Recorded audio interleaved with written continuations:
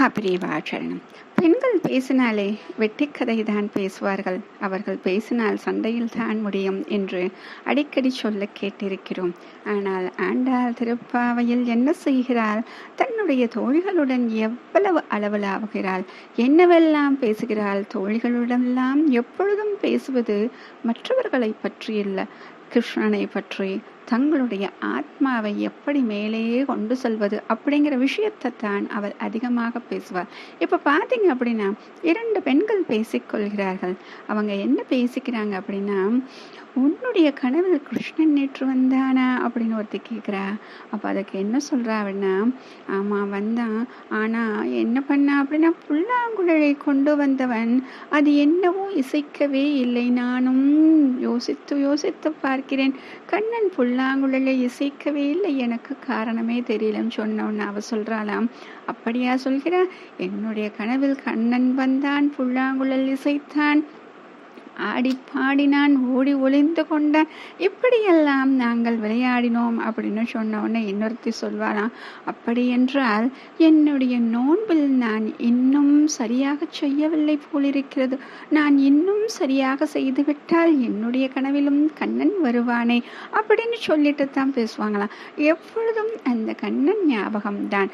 ஆண்டாள் இருப்பது இங்கே இருந்தாலும் அவள் எப்படி நினைத்து கொள்கிறாள்? அந்த ஆய்ப்பாடி சிறுமிகளைப் போல தான் இவள் நினைத்து கொள்கிறாளாம்.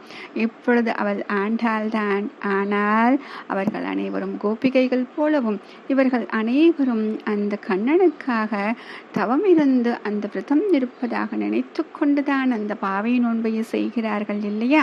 ஆக அந்த காத்தியாயினியை எதற்காக நினைத்து விரதம் இருக்கிறார்கள்? கண்ணனே கணவனாக வர வேண்டும் என்று. இங்கு கண்ணனே கணவனாக வர வேண்டும் என்றால் இந்த ஜீவாத்மாவுக்கு யார் புருஷன் என்றால் பரமாத்மா தான். இந்த சொல்லும் பொழுது ஆணாக இருக்கட்டும் பெண்ணாக இருக்கட்டும் அனைவருமே ஜீவாத்மாக்கள் தான். அப்ப நாம் சொல்லக்கூடிய இந்த சரீரம் ஆணாக இருந்தாலும் சரி பெண்ணாக இருந்தாலும் சரி அனைவருமே பெண் வடிவம் தான் அப்படின்னு சொல்லுவாங்க.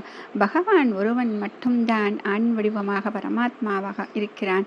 நாம் அனைவருமே பெண்கள் தான், நாம் ஜீவாத்மாக்கள், நாம் அனைவரும் சென்று சேர வேண்டிய இடம் அந்த பரமாத்மா அப்படின்னு சொல்லுவாங்க. ஆக இப்படியெல்லாம் ஒருவருக்கொருவர் பேசிக்கொள்ளும் பொழுது எப்படி அந்த ஞானமானது எவ்வளவு அதிகமாக தெரிகிறது இல்லையா?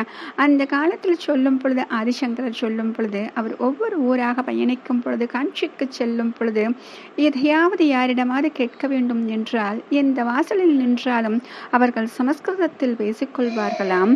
அவ்வளவு அழகாக பெரிய பெரிய ஞானம் வேதாந்த விஷயங்களை ஒருவருக்கொருவர் பரிமாறிக்கொண்டு அது சிறு விஷயம் போல கேட்டு தெரிந்து கொள்வாராம்.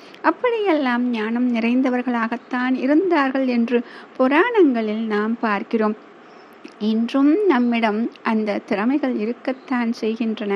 ஆனால் இவை அனைத்தையும் மறைப்பது எது என்றால், இதோ நாம் மாயை என்று தெரியாமல் வெளியே இருக்கக்கூடிய அந்த விஷயங்களில், உலக விஷயங்களில் மூழ்கிக் கொண்டிருக்கின்றோமே, அந்த உலக விஷயங்கள் தான் மாயையாக இருந்து கொண்டு நம்மை மறைத்து கொண்டிருக்கிறது. அந்த மாயையில் இருந்து வெளிவந்து விட்டால் இதோ இந்த தோழிகள் போல நாமும் ஒருவருக்கொருவர் இப்படித்தான் பேசிக்கொள்வோம். கண்ணன் வந்தானா, என்ன சொன்னான், எப்படி சொன்னான், எப்படியெல்லாம் செய்தான், என்ன செய்தான் என்று இப்படியெல்லாம் தான் நாம் பேசிக்கொள்வோம். கூடிய விரைவில் அந்த காலமும் வரும். நாமும் இவர்களைப் போல் சதா சர்வ காலமும் அந்த கண்ணனின் நினைவில் இருப்போம். மகாபிரியவா சரணம்.